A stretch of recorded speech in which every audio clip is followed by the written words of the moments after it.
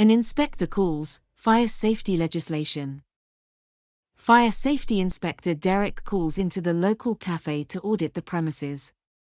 When he arrives, the cafe owner Deborah thinks she understands all the fire safety legislation, but she isn't sure. So she asks, "What fire safety guidance should I follow?" The Fire Safety Order is the primary fire safety legislation in England and Wales, and it applies to all non-domestic premises as well as the communal parts of residential buildings.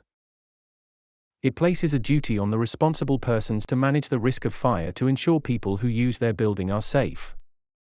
Following the Grenfell Tower fire, the government committed to reforming building safety and has introduced new legislation, and amending the Fire Safety Order, in support of this.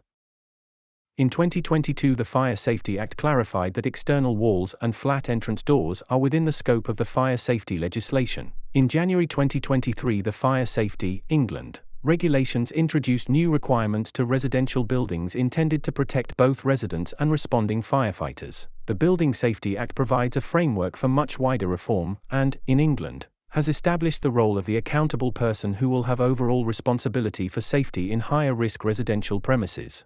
And from the 1st of October, 2023, Section 156 of the Building Safety Act will take effect, which will strengthen fire safety in all fire safety order regulated premises.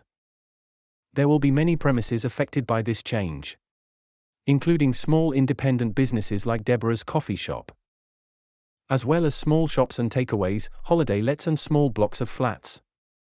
In recognition of the small premises that are most likely to be affected by this change, the government has published a new suite of fire safety guides that include an example fire risk assessment checklist.